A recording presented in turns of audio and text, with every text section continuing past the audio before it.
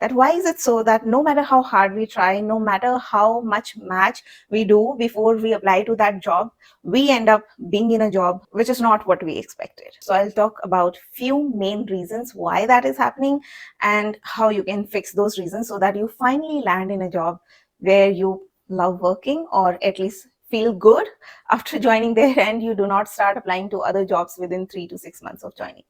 If that is something that interests you, keep on watching. But before that, I want to mention that all the links of my services that I provide are always mentioned in the description box of my videos. Please refrain from clicking on any link which is found on some random comment. Please do not fall for all those scams.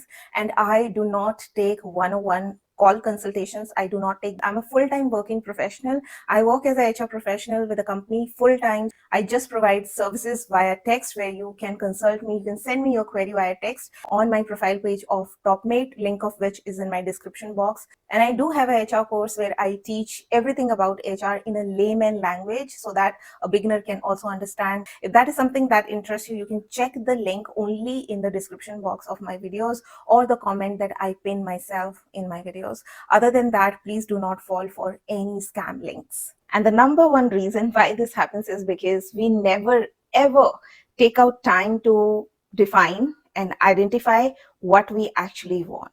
I remember when I graduated, I was in this desperation to land in a job. Doesn't matter what kind of job, some job so that I can be away from the label of being jobless after graduation. I was in so much hurry, and no wonder first few options that I picked were horrible, and I didn't even spend like 15 to 20 days there. I don't even count them as my first job because it was that pathetic. So it happens with every single one of us when we do not take out time to define what exactly we want, and we just jump from one job to another just because we want to switch, just because we want to make more money, and we do not put even 1% of the effort in defining why we want to switch and in what kind of job we want to switch.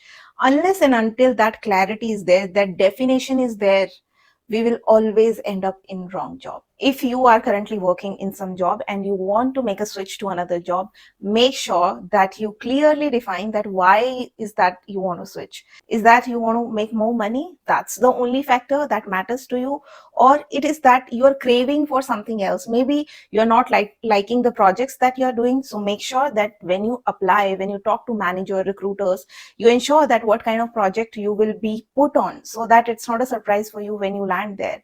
If it is related to how much hours you put into work, make sure that when you apply, you inquire about that, and you do not end up being in same situation where you are spending 10 to 12 hours in your office. If it's about having a flexibility to work remotely, then make sure you ensure about that when you are applying. Talk to those people, HR, recruiter, and make sure whatever promises they are doing to you, they are doing it in writing. Verbal promises doesn't count, verbal offers doesn't count. You cannot hold anyone accountable if it is just basis on the verbal offer. Tomorrow that recruiter might leave the company, and then you will be stuck in a situation where you are not liking the way you're working there, and then you go back to your manager and say, I was verbally offered that I can work 3 days a week from home, and now I want to do that, but it looks like it's not available. So in that case, nobody will entertain you because that's not written in your offer letter. That's not written in your offer email. So whatever you are negotiating or you're assuming that you will get it, make sure it's there in writing. If it is not in written, it is as good as not existing. Do not fall for those kind of us. The second reason is that we undervalue ourselves. A lot of times it must have happened with you that there came an offer, you wanted to negotiate more. I mean, the offer looks like it is 60% matching to what you need, but still you would prefer to have few more things so that it suits your requirement even more and take it to like 70-80% match to your requirement. But we do not do that, and we do not negotiate that. And the reason is that we put the employer on a higher pedestal than us. We think that they are more important, they are more of VIPs than we are. Mind you guys, we are equally important for those companies as their current employees or as their brand name is. Because come on, the CEO cannot do everything by himself, even if he tries to do it for like another 100 years. He cannot do. He needs a team, and the team further need employees. So we are equally important for the companies, and we are on an equal pedestal to those companies. Do not fall into that trap of thinking, oh my god, such a big company, I am such a small employee, or I'm such a small candidate. No, you are not. That company is built up by employees like you and me. We take the work ahead. Because of us, that company is gaining all the profit, or acquiring all the clients, earning so much revenue, making it to the stock exchange. It's because of normal people like you and me.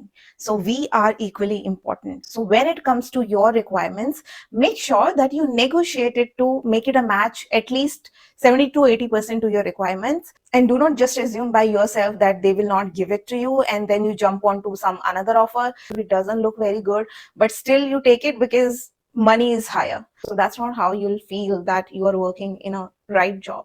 That strategy will always put you in wrong job, where you do not feel aligned, where you do not feel belong. Third, very interesting reason, and I have personally faced this in my career, that our choice of job doesn't align with the direction of growth that we want to get it. I'll simplify this with an example. Say, for example, you are in Mumbai and you want to go to Delhi, but due to your ignorance or whatever reason, you end up taking a flight which is going to Bangalore. That's like two opposite directions. And then no matter how much you keep thinking, why am I so far away from Delhi? Why it feels like I'm so far away from my destination. I am taking efforts, I'm taking the flights, but I'm not reaching to Delhi. Because you're not taking the flight to Delhi or any other destination which will take you closer to Delhi. So say your goal is achieving financial freedom, right? And for that you want to work on a passive income stream.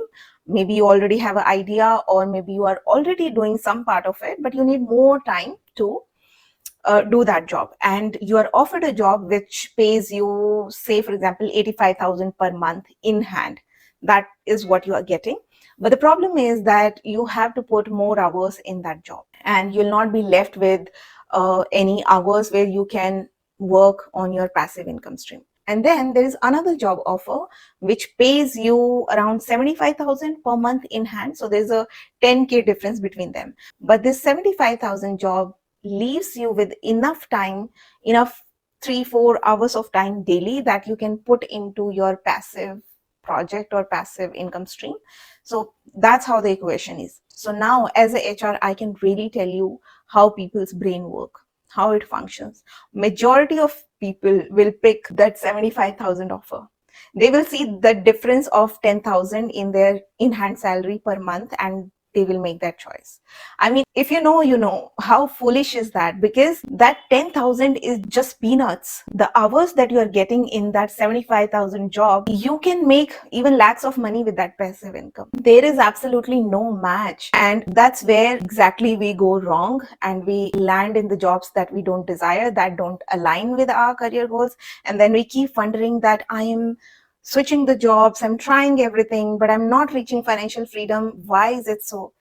That's because the decisions that you are taking are not in alignment with your career goals. The jobs that you're choosing are not in alignment with your career goals. In this particular situation, you must choose the job which is paying you lesser but is enabling you with 3-4 hours every single day that you can put in your passive income stream, which can generate you tons of money, maybe more than what you're earning through the job. And that, my friend, you'll be able to do only when you're aware. You're putting that much effort in your decision, and you're not just hurrying in picking a job which is paying you some extra money, which is of no use and will not take you anywhere closer to your financial dream. And the next reason is that we see our jobs as a stable source of income. I mean, it is a stable source of income, but only until the company fires you. If you start seeing your job as a non-stable source of income, what will happen? Number one, it will change your mindset. It will change the way you approach your job or you see your job. You will start seeing more opportunities or more ways of earning money. Why you will start seeing? Because your brain will constantly work on what else I can do, because this is not a stable source of income. Your brain will be forced to think, to find out ideas, to find out other ways of earning income.